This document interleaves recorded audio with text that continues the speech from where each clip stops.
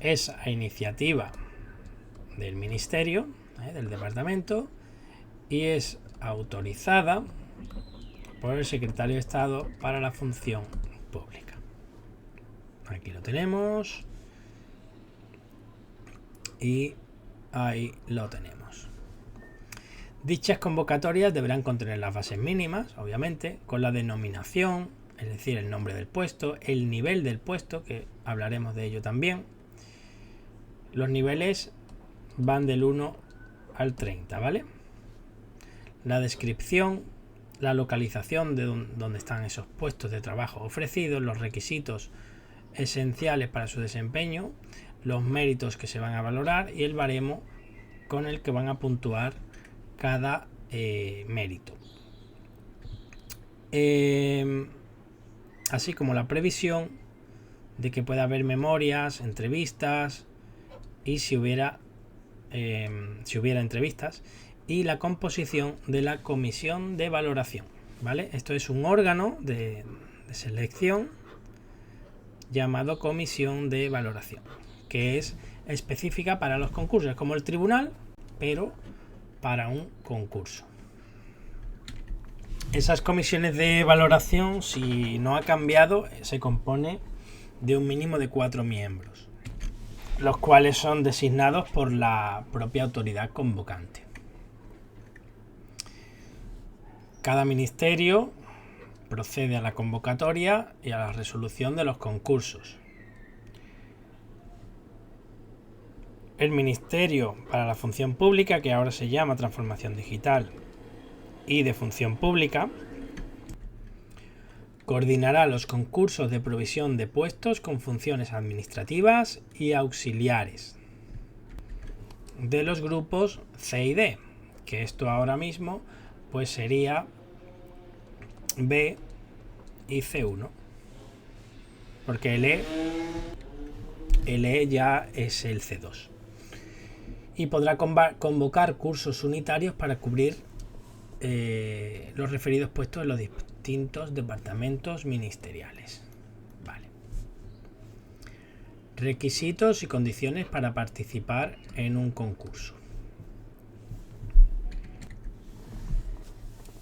Dice que cualquiera que tenga una situación administrativa, la que sea, excepto, esta es la excepción gorda, los que tengan la situación administrativa de suspensos en firme. Todavía no hemos visto las situaciones administrativas, pero bueno, por adelantar un poco, pues hay servicios activos, servicios especiales, excedencias, todo ese tipo de historias. Pero los que estén suspensos en firme no pueden participar en un concurso, ¿vale? Ojo que esto es muy relevante. Para participar, pues también hay que reunir las condiciones generales exigidas en la fecha en que termina el plazo de presentación de solicitudes, ¿vale? Es decir, si imaginemos que estamos concursando para un puesto en el que nos van a valorar tener un B1 de inglés, pues el B1 lo tengo que conseguir antes de que termine el plazo de presentación de solicitudes,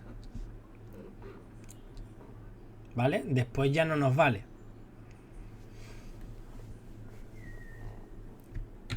Así que eso también subrayarlo porque es importante. También, cuando consigamos un puesto definitivo por concurso, es decir, hemos concursado porque nos interesaban unos puestos determinados en alguna localidad concreta, lo conseguimos, pues va a tener también carácter de puesto definitivo y deberemos permanecer ahí un mínimo de 2 años para poder volver a participar en otro concurso de provisión. Dice, salvo que estemos dentro de una misma Secretaría de Estado o mismo departamento ministerial. En ese caso no será obligatorio tener que estar ese mínimo de 2 años, ¿vale? Esto también es muy preguntable con las dos excepciones estas.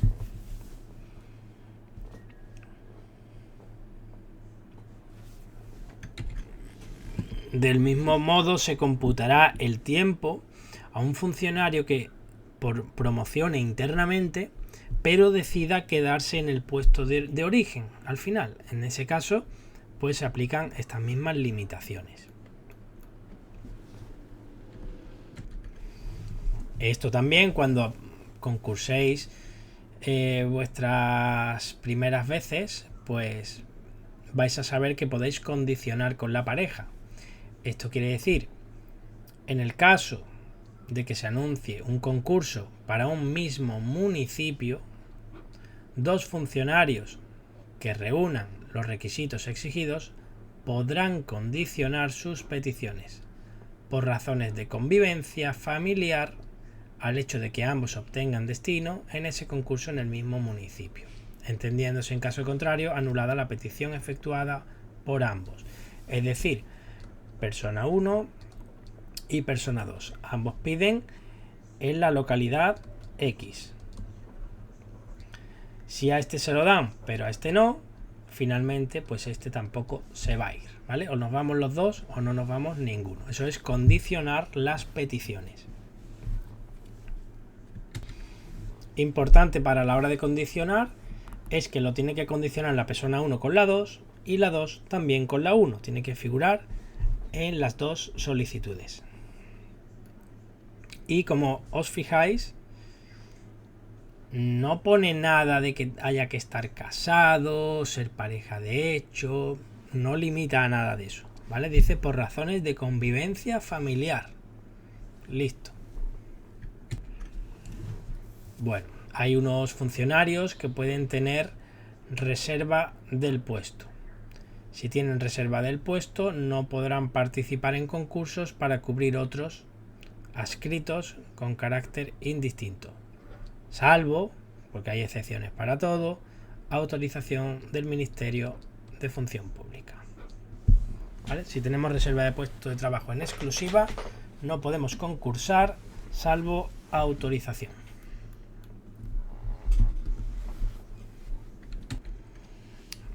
Si el puesto al que quiero optar y el que tengo la reserva de puesto en exclusiva es del mismo ministerio, pues no va a ser el ministro de la Función Pública.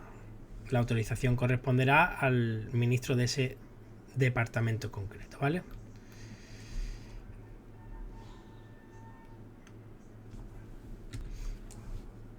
Este apartado nos lo saltamos, nunca nos lo han preguntado. Y presentación de solicitudes de participación, pues se van a dirigir al órgano convocante y contendrán, en caso de que hayamos pedido varios puestos, el orden de preferencias. Primero este puesto, si no este segundo puesto, si no este otro, si no este otro, ¿vale? Un orden de preferencia. Y el plazo, cuidado que aquí cambia, es de 15 días hábiles, ¿vale?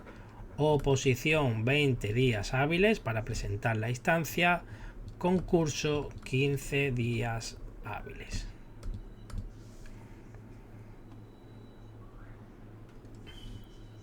A partir del siguiente de que se publique en el BOE.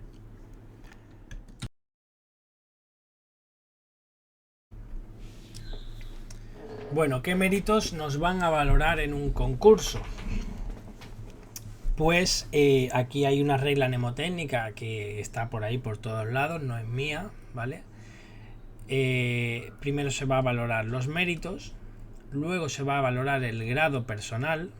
El grado personal es el nivel del 1 al 30 que hemos hablado antes que tengamos consolidado. Luego vamos a ver cómo se consolidan los grados y todo eso, ¿vale?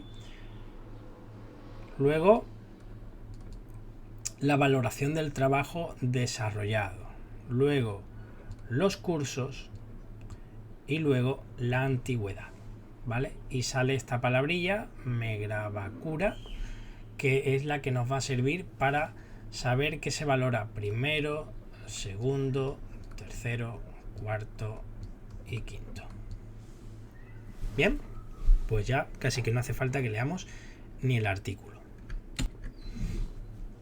¿vale? Mérito específico, vamos a subrayarlo, grado personal, valoración del trabajo desarrollado,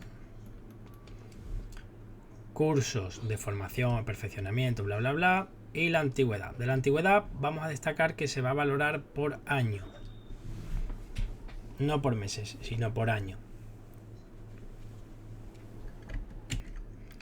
También si hay años de servicios que hayamos prestado en otras administraciones y tal, pues también nos puede contar, ¿vale? El baremo probablemente diga que esa parte a lo mejor hecha en distintas administraciones cuente menos o lo que sea, pero también se valora. Y las bases van a establecer una puntuación que como máximo podrá alcanzar cualquiera de estas valoraciones. Y como máximo va a poder alcanzar la que se determine para la antigüedad, para los siguientes supuestos. Esto nos va a hablar de unas conciliaciones y todo eso. En resumen nos está diciendo que A, B o C no pueden superar la valoración máxima de la antigüedad. Y aquí dice destino previo del cónyuge funcionario. En el mismo municipio donde radique el puesto solicitado, siempre que se acceda obviamente desde un municipio distinto. Esto es para acercarse al cónyuge. Solamente cuenta en el mismo municipio, ¿vale? Si nos acercamos al pueblo de al lado, no nos cuenta. Por suerte o por desgracia, no nos cuenta. También en la convocatoria, ya por desarrollar esto un poco, vais a ver que en función de la antigüedad pueden dar del cónyuge como funcionario, pueden darnos más puntos o menos puntos. Y suele contar desde que toma posesión en la plaza ese funcionario al que queremos acogernos para acercarnos, o bien desde el momento del matrimonio o cuando se hagan pareja de hecho, ¿vale? Pero bueno, esto ya es desarrollar una convocatoria concreta que ahora mismo es así. Lo que nos dice el Real Decreto 364 es que se puede valorar el destino previo del cónyuge funcionario. También el cuidado de hijos hasta los 12 años. En este caso, como viene siendo ahora en un concurso de instituciones penitenciarias, en función de si te acercas a la localidad o a una localidad de la provincia donde resida el menor, pues te puntúa más o te puntúa menos. Pero veis, aquí no aparece limitado el municipio y en el cónyuge funcionario sí. Y luego también nos puede contar el cuidado de un familiar hasta el segundo grado de consanguinidad o afinidad, siempre que por razones de edad, accidente, enfermedad o discapacidad no pueda valerse por sí mismo y no desempeñe actividad retribuida, ¿vale? Que no trabaje y no pueda valerse por sí mismo, siempre que se acceda también desde un municipio distinto, obviamente, y se acredite por los interesados que el puesto que solicita permite una mejor atención del familiar. Y este caso con este solamente cuenta uno de los dos, ¿vale? Es incompatible con esta.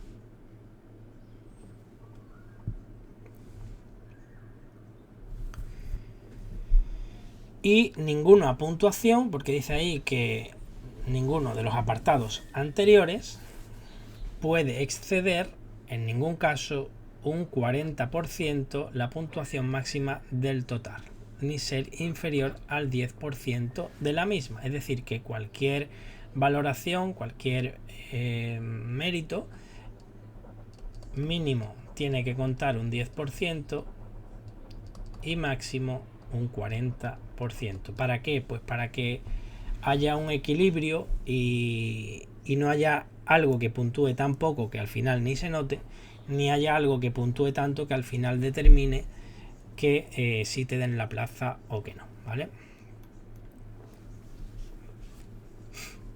Bueno, pues todas esas valoraciones que se van a hacer van a dar como resultado una puntuación total. Y esa puntuación total puede ser que haya empate. Y en caso de empate, ¿a qué nos vamos a tener para desempatar? Pues a la fecha de ingreso como funcionario de carrera en el cuerpo o escala desde el que se concursa. Y en su defecto, es decir, promociones anteriores tendrán preferencia, ¿vale? En caso de empate. Y en su defecto, si somos de la misma promoción, pues al número obtenido en el proceso selectivo. Así que para desempatar, primero, digamos que por la antigüedad en el cuerpo, es decir, que la promoción nos va a adelantar las promociones anteriores. Y en segundo lugar, pues por la nota que obtuvimos en el proceso selectivo.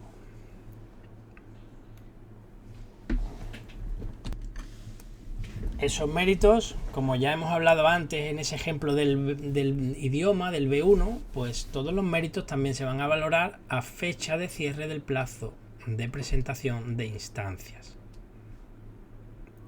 Y se acreditarán documentalmente con la solicitud de participación. Así que todos esos documentos que tengamos que aportar para la conciliación o lo que sea, tenemos que aportarla junto con la solicitud de participación, con esa instancia. En estos procesos de valoración podrán recabarse aclaraciones a los interesados o documentación adicional que se estime necesaria para comprobar los méritos. Y también se tiene que fijar una puntuación mínima para poder adjudicarte una plaza. ¿Vale? Si te dice, pues mínimo, en el caso de los concursos en instituciones penitenciarias vienen siendo 15 puntos. Pues mínimo 15 puntos. Pues si tienes menos, no puedes participar.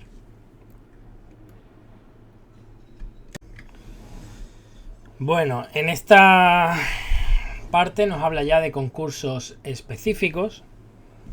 Y nada, muy parecido a lo anterior, salvo que se puede dividir en dos fases. En la primera se va a valorar lo de Megravakura que vimos, excepto los méritos. Y en la segunda fase se valorarán y comprobarán esos méritos específicos.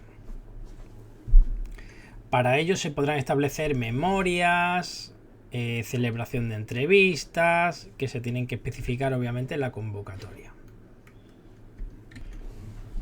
En este caso va a haber una puntuación máxima y puntuación mínima para cada una de las fases. Cuando haya una memoria, pues va a consistir en un análisis de las tareas del puesto y de los requisitos, condiciones y medios necesarios para su desempeño a juicio del candidato.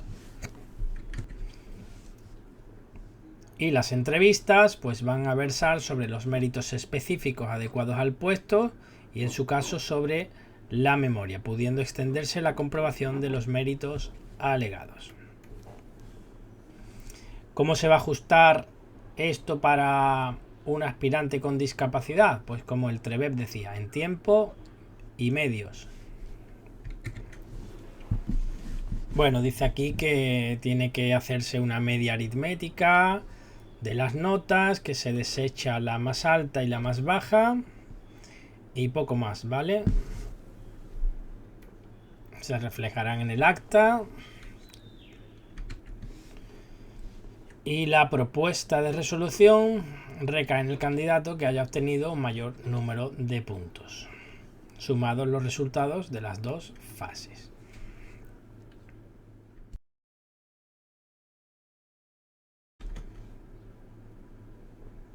Ahora vamos a hablar de las comisiones de valoración. Ya sabéis que teníamos como órganos de selección para la oposición los tribunales y las comisiones permanentes de selección, que ya las hemos visto, y ahora vamos a ver el órgano de selección para los concursos, que es la comisión de valoración.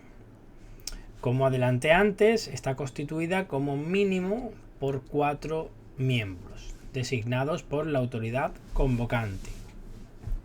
O sea que mínimo 4 personas. Una va a ser designada a propuesta del centro directivo. Y otra, al menos,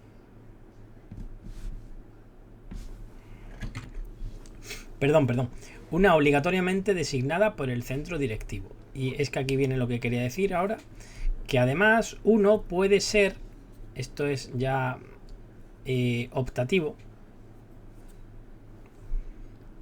será un miembro en representación de la Secretaría de Estado de la Función Pública. ¿Vale? Así que este de la Secretaría de Estado de Función Pública. Este es opcional y este es obligatorio. ¿Vale? En cuanto a los sindicatos más representativos y que tengan al menos más del 10% de los representantes, van a tener derecho a participar como miembros de la comisión. Pero cuidado que el número de miembros que pertenezcan a organizaciones sindicales no puede ser igual o superior al de los miembros designados por la administración. Resumen, que la administración siempre va a haber un número mayor que de sindicatos. ¿Vale? Perfecto. Esta, pues, una cosa obvia, como pasaba también en los concursos, en las oposiciones. Estos miembros tienen que tener pertenecer al cuerpo o escala de igual titulación o superior al exigido. ¿De acuerdo?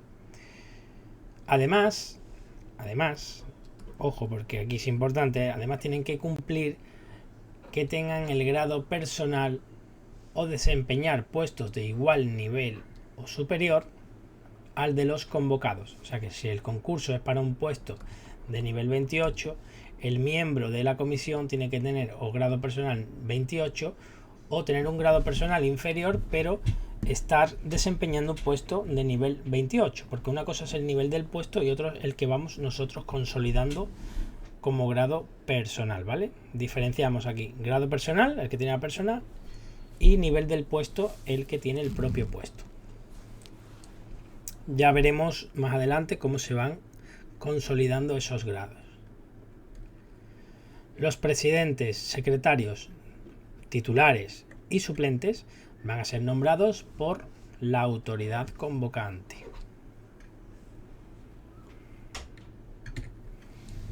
Y si la comisión de valoración necesita expertos o asesores que actuarán con voz y sin voto, se lo tienen que pedir a la autoridad convocante. Y nada, la comisión pues propondrá al candidato que tenga mayor puntuación. El plazo de la resolución del concurso, cosa diferente a la presentación de instancias que vimos que era 15 días hábiles, ¿vale? En el caso de la resolución son 2 meses.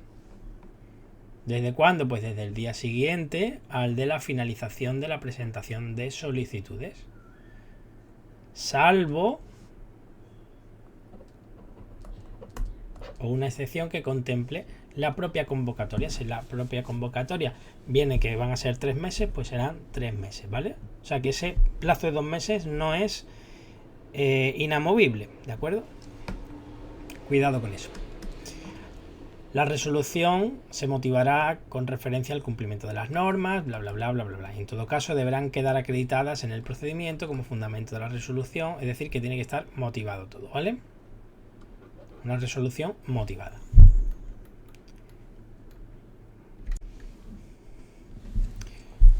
Bueno, el plazo para tomar posesión va a ser diferente si implica cambio de residencia o no del funcionario, ¿vale? 3 días hábiles si no implica cambio y 1 mes si sí comporta cambio, o bien es un reingreso al servicio activo. En ese caso también será de 1 mes. Y aquí quiero recalcar Una cosita.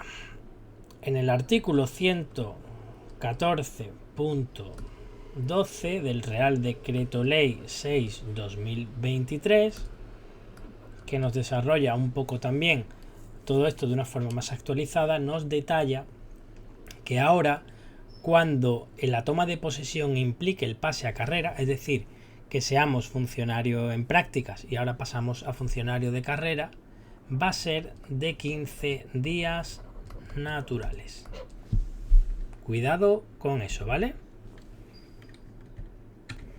Eso sí comporta, si no comporta cambio de residencia, ¿vale? Que no comporte cambio de residencia. Si sí comporta cambios de residencia, esta misma norma nos sigue diciendo que un mes, ¿vale?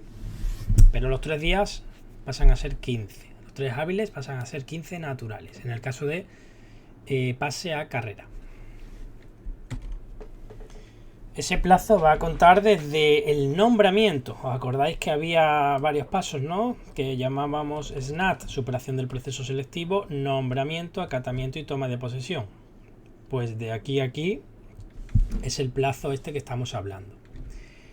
Luego el personal funcionario interino y el personal eventual tiene que tomar posesión al día siguiente al nombramiento, ¿vale? También nos lo dice este mismo Real Decreto Legislativo. Si estamos hablando de interinos o eventuales, sería en el día siguiente al nombramiento. Interinos y eventuales. Bien, pues hecha la aclaración, continuamos. Nos dice que el plazo de toma de posesión empieza a contar desde el siguiente al del cese, que deberá efectuarse dentro de los 3 días hábiles siguientes a la publicación de la resolución del concurso en el BOE. ¿Vale? Sin embargo, si la resolución es por reingreso al servicio activo, pues va a computar desde la propia publicación, ¿vale? Nosotros estamos trabajando en prácticas, por ejemplo, aquí se produce el cese y el cese puede durar, pues, espera, vamos a hacerlo mejor con números, que va a quedar más claro. Nosotros cesamos el cese el día 4, martes 4. Pues a partir del siguiente, como dice ahí, al del cese, tendremos esos, por ejemplo, 3 días hábiles, ¿no? Para tomar posesión. Pues sería, a partir del siguiente, sería el 5, el 6 y el 7. Jueves y viernes. Tendríamos hasta el viernes 7 para tomar posesión, ¿vale? En ese caso. Y ya os voy hilando un poquito y encajando algunas piezas. ¿Os acordáis también cuánto tiempo tiene, digamos, el departamento de personal para comunicar el cese y para comunicar la toma de posesión? Tenía también al registro central de personal. Pues 3 días hábiles. 3 días hábiles. ¿Vale? Bueno, seguimos. El subsecretario, esto es importante, podrá diferir el cese por necesidades del servicio hasta 20 días hábiles más. Así que nos cesan, pero si el subsecretario, esto se llama retener, si retiene al funcionario, lo podrá hacer hasta por un plazo de máximo 20 días hábiles más. Y se lo comunicará a la unidad donde esté destinado el funcionario. Esto en el expediente aparece con una R, ¿vale? ¿Qué pasa? Que también, a propuesta del departamento, del ministerio, por exigencias del normal funcionamiento de los servicios, la Secretaría de Estado de la Función Pública también puede aplazar el cese hasta un máximo de 3 meses. Y esto es lo que viene en el expediente como RR. Y importante, no son 20 días hábiles más 3 meses. En estos 3 meses ya se entiende computada la prórroga de 20 días. O sea que el máximo total serían 3 meses. ¿Vale? Pero si solo nos van a retener 20 días hábiles, el subsecretario tiene la potestad para hacerlo. Ya para más tiempo, hasta esos 3 meses, el secretario de Estado de la Función Pública, ¿vale? Aquí también lo podemos poner, subsecretario y el secretario de Estado de la Función Pública.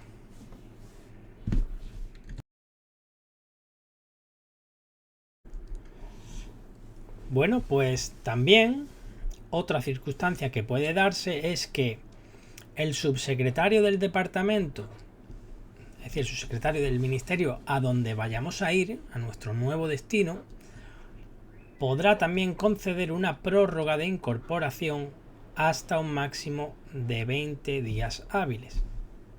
¿Vale? Esto ya sería para incorporarnos. Como veis, también es el subsecretario. Solamente cuando lleguemos hasta 20 días hábiles, subsecretario. Bien del puesto donde estamos para que nos vayamos o del nuevo departamento del puesto al que vayamos. Y si ya hablamos de retener 3 meses, va a pertenecer compete al secretario de Estado de la Función Pública, ¿vale? Bien, si estamos en un permiso o una licencia concedida, el cómputo de estos plazos para tomar posesión y tal va a iniciar cuando finalicen esos permisos o licencias. Pero la administración tiene la potestad por causa justificada, el órgano convocante concretamente, para suspender el disfrute de los mismos. Suspender es paralizarlos un tiempo, luego se reanudaría. Pero tiene que ser por causa justificada y tal.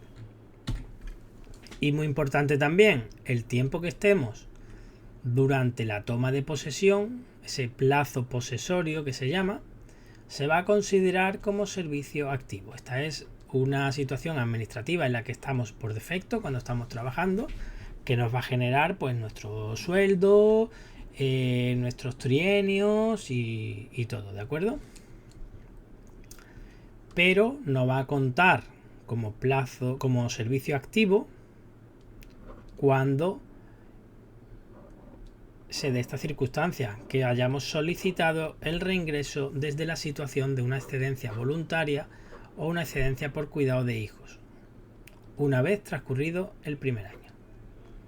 O sea que si nosotros estamos en excedencia voluntaria y solicitamos el reingreso al servicio activo y durante un mes no nos van a dar un plazo para poder tomar posesión, eso no va a contar evidentemente como plazo posesorio, como servicio activo, porque no estábamos en servicio activo, ¿vale? Sin embargo, pues estamos en el puesto de trabajo A y pasamos un mes y luego tomamos posesión en el puesto B, pues este tiempo de aquí es servicio activo, ¿vale? Si venimos de excedencia voluntaria, no. Y si venimos de una excedencia por cuidado de hijos durante el primer año, tampoco. A partir del primer año, perdón. Si es hasta el primer año, no hay problema. Y en ese caso sí que cuenta como servicio activo. Muy bien, pues vamos a ir con los destinos. Los destinos son irrenunciables, salvo que antes de finalizar el plazo de toma de posesión, es decir, antes de llegar a este día de aquí, hubiéramos obtenido otro destino mediante una convocatoria pública. Si hemos obtenido otra plaza, pues ya sí podremos renunciar a ese destino adjudicado. Los destinos adjudicados se consideran de carácter voluntario y en consecuencia pues no tienen derecho a ningún tipo de indemnización por concepto alguno, sin perjuicio de lo que sí nos corresponda por indemnización de indemnizaciones por razón del servicio. Del Real Decreto, lo volvemos a escribir aquí, 462/2002.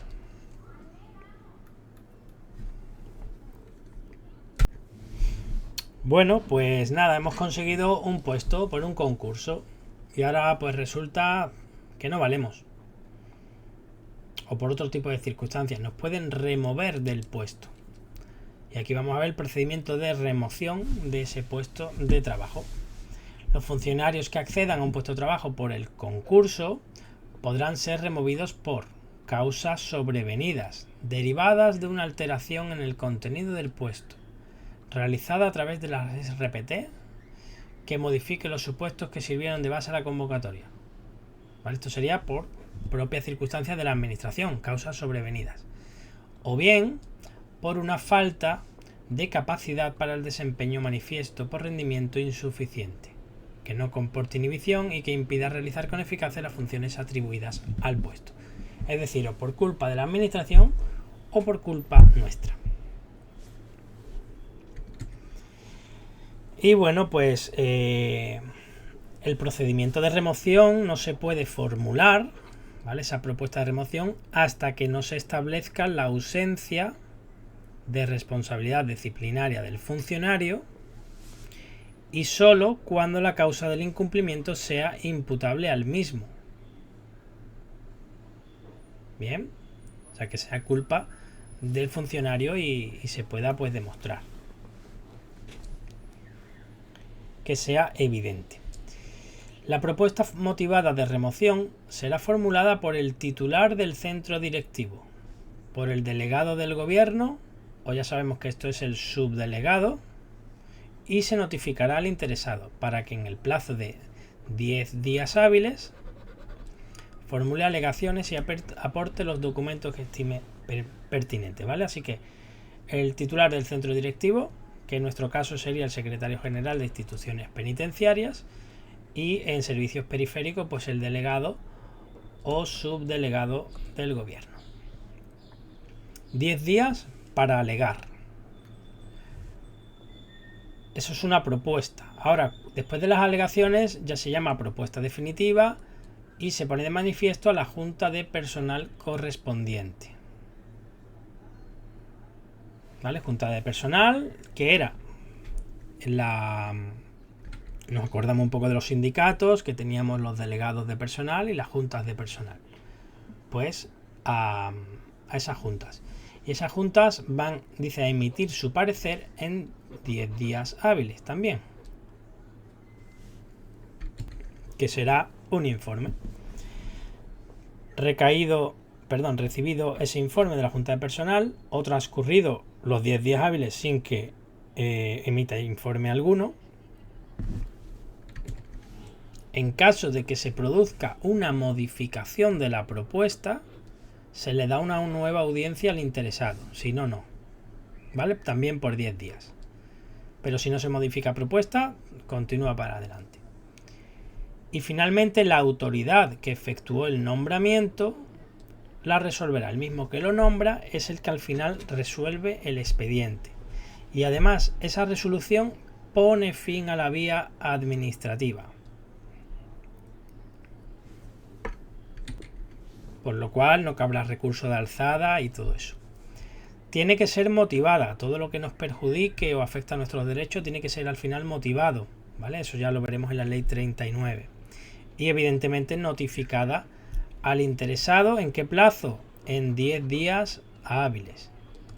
Y comportará pues el cese del funcionario. Como habéis visto, todos los plazos indicados en la remoción son iguales. Así que solo tenemos que aprendernos uno.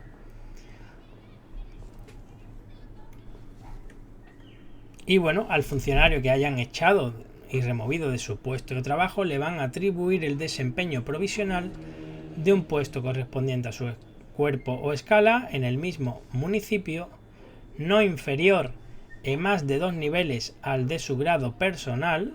Es decir, que si él tiene el grado consolidado 16, pues no le podrán ofrecer un puesto de nivel 13. Mínimo tendrá que ser de un puesto de nivel 14. ¿Vale? De ahí pues hacia arriba. Hasta que obtenga un puesto definitivo. ¿vale? Bien concursando o bien opositando.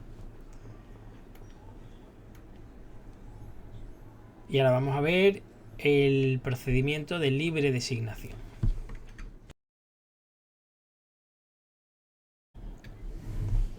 Bueno, pues ¿quién va a poder hacer una libre designación? Nos dice que los ministros y los secretarios de Estado si es dentro del ámbito de esa Secretaría de Estado. Y nos dice, solo podrán cubrirse, pero al final son mucha gente, por este sistema de libre designación, el subdirector general, los delegados, directores territoriales, provinciales, comisionados, de los departamentos ministeriales, de sus órganos autónomos, de sus entidades gestoras, servicios comunes de la seguridad social, secretarías de altos cargos de la administración, y aquí dice, y aquellos otros de carácter directivo o especial responsabilidad que se determinen en las RPT. Y por aquí ya se cuela todo el mundo, ¿vale?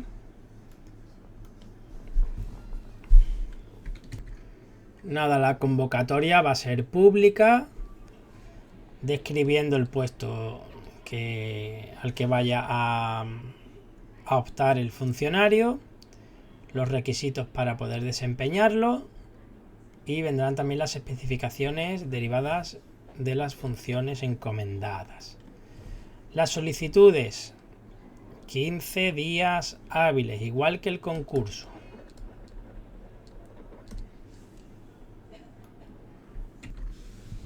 El nombramiento requiere un informe previo del titular del centro, organismo o unidad a que esté adscrito el puesto de trabajo, ¿vale? Es decir, del nuevo puesto, del puesto al que se opta. Si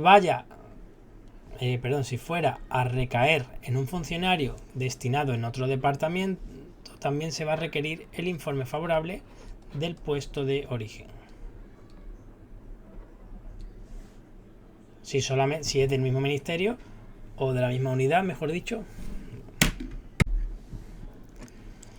Vamos a ver ahora, ya hemos visto el concurso, ahora la libre designación. Pues nada, la facultad le corresponde a los ministros.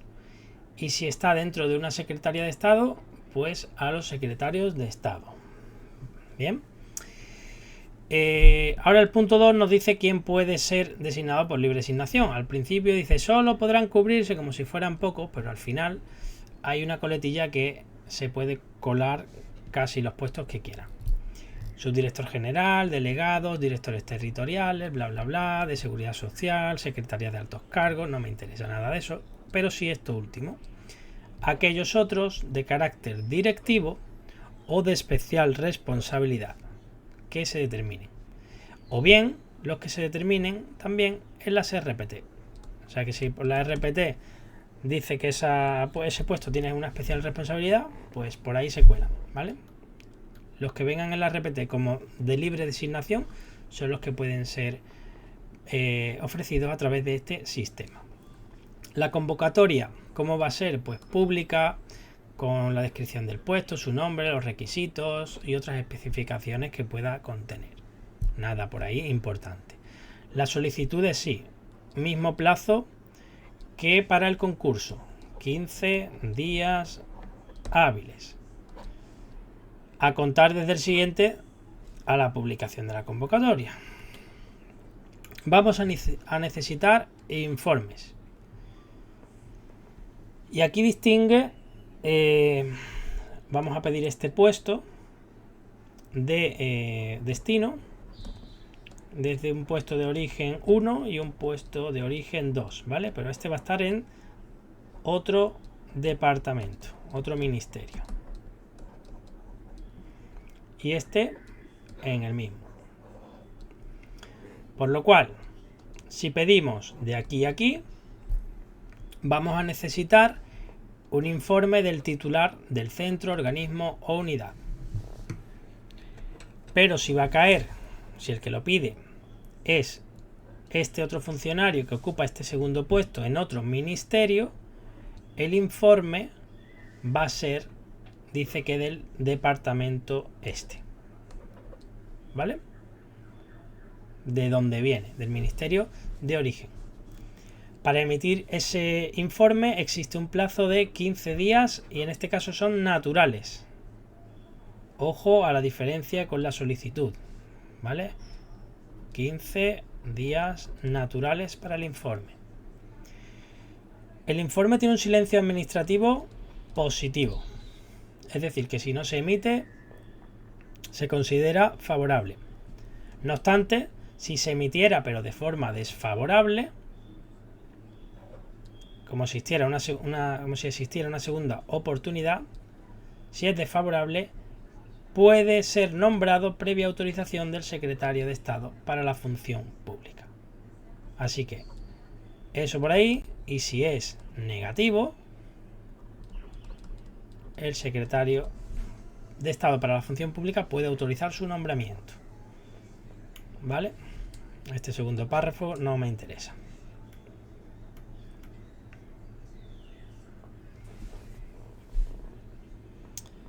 Y también en cuanto a los informes, dice que cuando tenga un puesto reservado, llamado reserva de puesto en exclusiva, se va a precisar el informe favorable del ministerio al que esté adscrito el cuerpo o escala.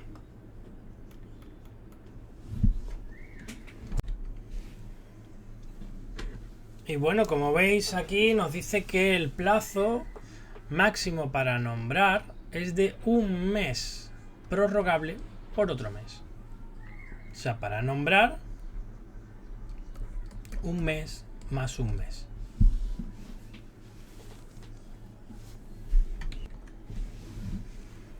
La resolución, como es motivada, ¿a qué hará alusión? Pues al cumplimiento por parte del candidato de los requisitos y especificaciones. La toma de posesión será, como hemos dicho, en el artículo 48.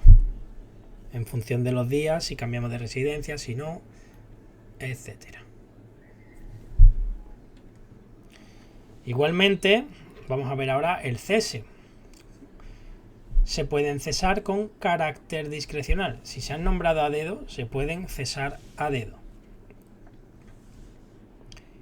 Si cesamos, tenemos que hacer una resolución motivada. Esa resolución motivada va a hacer alusión a la competencia para cesar. No se refiere a la competencia del funcionario en el puesto de trabajo, sino yo en virtud del artículo tal, de la ley tal o el Real Decreto tal, tengo competencia para nombrar y cesar por el sistema de libre designación a tal persona, y ya está. Cuando una persona es cesada, pues en un puesto de libre designación, pues lo mismo que cuando vimos la remoción, van a ser adscritos provisionalmente a un puesto de trabajo correspondiente a su cuerpo escala, no inferior en más de 2 niveles, es decir, si era nivel 21, pues como máximo, como lo más bajo posible, nos podrá dar un nivel 19 al de su grado personal, ¿vale? ¿Qué quiere decir esto? Ojo aquí que vamos a poner un ejemplo mejor para un caso práctico. Yo estaba desempeñando puesto libre de asignación nivel 21. Yo tengo consolidado el grado personal 20. Y me han cesado en este puesto libre de asignación. ¿Qué puesto como más bajo podrán darme? El 19 no, el 18, porque es en base a este de aquí, al grado personal. ¿Vale? Cuidado con esto en un caso práctico, porque nos vamos a creer que vamos a no inferior a menos de 2 niveles, vemos que el puesto era nivel 21 y decimos, pues 19. No. Del grado personal, ¿vale? Mucho cuidado. Y será en el mismo municipio, igual que la remoción que vimos anteriormente, hasta que se adquiera uno definitivo.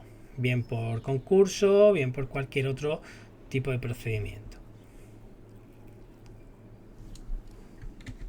Y aquí dice una cosa muy obvia, pero bueno, la norma lo recalca, que si estábamos desempeñando un puesto de libre designación en el extranjero, no nos van a poder respetar lo que pone aquí del mismo municipio, ¿vale? En el extranjero pues no es de aplicación.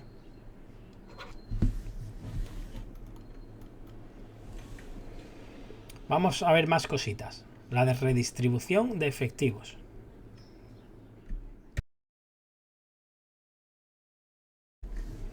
Bueno, vamos a ver ahora la redistribución de efectivos. Para los que veáis esto por primera vez en vídeo o leído, no lo confundáis con la reasignación de efectivos, que es otro procedimiento diferente, ¿vale? Bueno, antes de empezar, pues vamos a aclarar un concepto que es el de puestos no singularizados. Estos puestos de carácter no singularizado quiere decir que no tiene una descripción individualizada ni funciones exclusivas. Van a existir varios puestos iguales, ¿vale? Como un administrativo, por ejemplo. Se van a cubrir normalmente por un concurso ordinario o por un procedimiento como estos de redistribución de efectivos. Sin embargo, bueno, en la RPT va a venir un código genérico o repetido, ¿no? Sin embargo, en los puestos singularizados, su propia palabra ya lo indica, singular, pues son puestos únicos o específicos creados para unas funciones propias y normalmente van a ser cubiertos por un concurso específico, como el que hemos visto en unos artículos atrás. Por ejemplo, se me ocurre el secretario de un subdirector general, ¿vale? O un jefe de sección de tal sitio. Son puestos que solo va a existir uno en ese ámbito y va a haber un concurso específico, ¿vale? Eso es un puesto singular y aquí pues nos habla de puesto no singularizado. Pues los funcionarios que ocupen de forma definitiva un puesto de estos generales van a poder ser adscritos por necesidades del servicio a otros de la misma naturaleza. Mismo nivel de complemento de destino y complemento específico. Ya sabemos que el complemento de destino retribuía el puesto en sí y el complemento específico pues esas variantes relativas pues a una alta penosidad, que estuvieran sujetas a turnicidad, etcétera. Lo tenéis todo eso en el tema 8.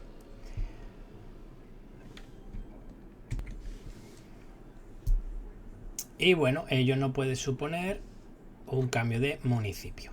Aquí nos da una definición del puesto singularizado y no singularizado, que bueno, creo que queda más claro como yo lo he explicado. Los no singularizados no se individualizan o distinguen en la RPT. Vale, yo creo que queda mejor como lo he explicado yo. ¿Qué más? El puesto que nos den en esta redistribución de efectivo va a ser igual que un concurso, va a tener carácter definitivo. Y el plazo ese que nos nombraba de que mínimo teníamos que estar 2 años, salvo mismo Ministerio o Secretaría de Estado, pues empieza a contar no desde la redistribución, sino desde que entramos en el puesto que estábamos desempeñando anteriormente antes de la redistribución. Bueno, ¿y quién va a ser competentes para hacer esta redistribución?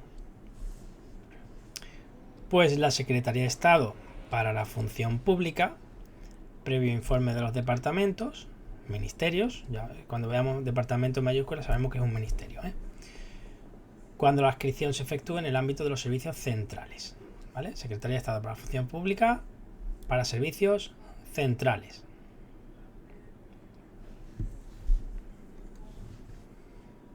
El subsecretario en el ámbito de su departamento, es decir, dentro de algo que esté dentro de una subsecretaría. Nada, los presidentes o directores de organismos autónomos y bla bla bla, que tienen como su ámbito competencial es ese. Y para servicios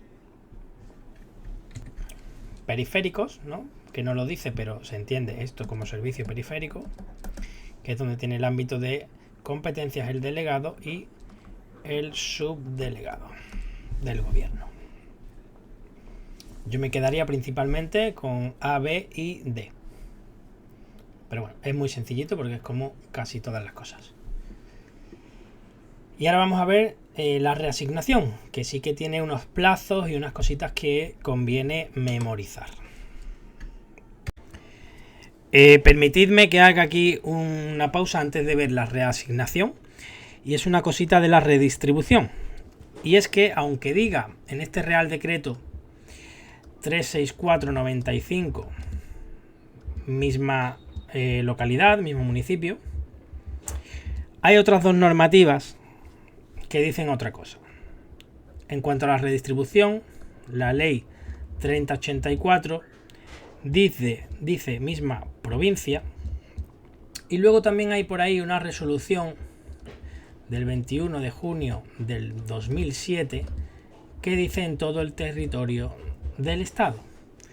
Entonces, mi opinión, bueno, si os preguntan por qué normativa concreta, pues no queda otra que saberse las tres. ¿Con qué me quedaría yo si no me nombran ninguna normativa? Bueno, pues a pesar de que la más reciente es la del 2007, que dice todo el territorio del estado, yo me quedaría con esta por jerarquía normativa. Y se entiende que ni una resolución ni un Real Decreto puede contradecir lo que diga una ley.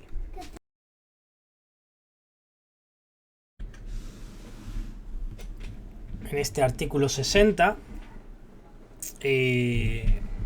vemos la reasignación, y aquí es donde se suprime el puesto de trabajo. No es que nos cesen a nosotros, sino que lo que se elimina es el puesto. Esto va a ser consecuencia de un plan de empleo y el funcionario va a poder ser destinado a otro puesto de trabajo por este procedimiento. Se van a aplicar criterios objetivos relacionados con la aptitud, formación, experiencia y antigüedad. También el puesto que se adjudique va a tener carácter definitivo. Y bueno, primera diferencia que podemos encontrarnos es que la reasignación sí que puede acabar conllevando una modificación del municipio de residencia, cosa que en la redistribución no. En caso de que nos muevan de municipio y tengamos que cambiar de residencia, pues vamos a tener derecho a la indemnización prevista correspondiente. Y se divide en varias fases, ¿vale? Esto es lo que tenemos que aprendernos y lo importante de este artículo y de este procedimiento. Bueno, pues empezamos. Fase 1 vamos a llamar a esta. Además corresponde con el número del apartado. Nos suprimen el puesto, pues en un plazo máximo de 6 meses, el subsecretario, subrayo aquí, será quien nos tenga que reasignar un puesto de trabajo de similares características, funciones, retribuciones y todo eso. Dice aquí, cuando se trate de funcionarios pertenecientes a un cuerpo que tenga reservado el puesto en exclusiva, se va a hacer por la autoridad de la que dependa. Bueno, eso de los puestos en exclusiva, como no nos interesa tanto, nada. Así que máximo 6 meses el subsecretario nos tiene que dar un puesto. ¿Qué ocurre? Que puede no haber puesto, que no salga nada. Pues dice que si pasan esos 6 meses y no se obtiene un puesto en el mismo ministerio, porque aquí tiene que ser en el mismo ministerio, porque es el subsecretario el que nos va a dar el puesto, que pertenece a un ministerio, no nos va a dar un puesto en otro ministerio, ¿vale? Entonces, podrá ser reasignado en este caso por el secretario de Estado de la Función Pública en un plazo máximo de 3 meses. Pues aquí, máximo 3 meses, el secretario de Estado de la Función Pública. a un puesto en otro ministerio. Este hombre ya tiene la potestad de distribuirnos en otro ministerio. O en el mismo, a lo mejor el secretario de Estado de Función Pública encuentra un puesto en el mismo ministerio. Perfecto, pero entonces podría haberlo hecho el subsecretario. En las mismas condiciones de lo que ya sabemos, sueldo, nivel, todo eso. Y dice, durante las dos primeras fases, que esta es la fase 2 ya, la reasignación tendrá carácter obligatorio para el mismo municipio y voluntario para en otro distinto. Así que hasta aquí estamos obligados a aceptar dentro del mismo municipio. Si es en otro diferente, pues ya es voluntario. Mientras que nos reasignan y no nos reasignan y estamos en casa sin trabajar, vamos a continuar cobrando por el puesto suprimido. ¿Vale? Importante también. Se le van a poder encomendar tareas adecuadas a su cuerpo. Y los funcionarios que tras las dos fases anteriores de este procedimiento de reasignación efectiva no hayan obtenido un puesto, van a ser adscritos al ministerio, que ahora se llamaría Transformación Digital y Función Pública. ¿Vale? Vamos a ser adscritos a ese ministerio, siendo declarados en la situación administrativa, que las veremos después, en la segunda parte de este tema, de expectativa de destino. En expectativa de destino. Y podrán ser reasignados por el secretario de Estado para la Función Pública.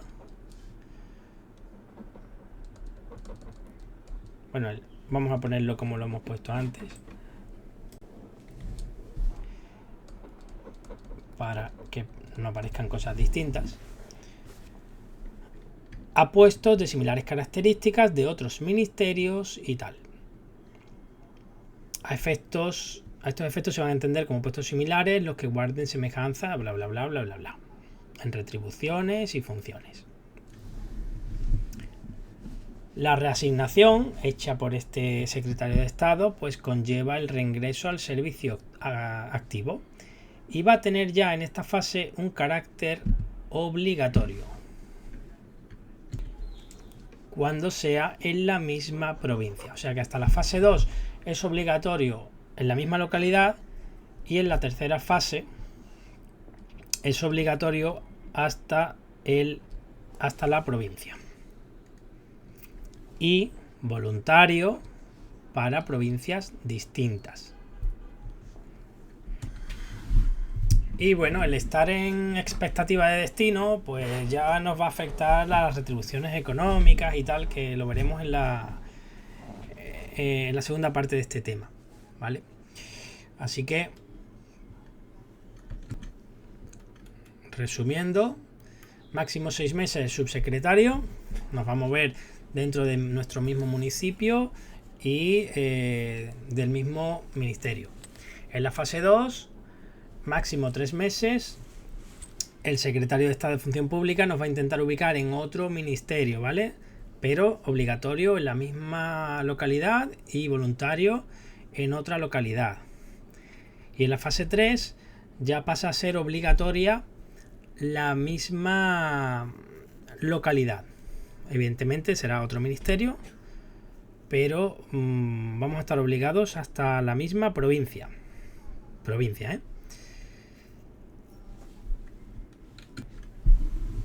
Esto cuando lo leáis 2 veces ya se os va a quedar sin problemas.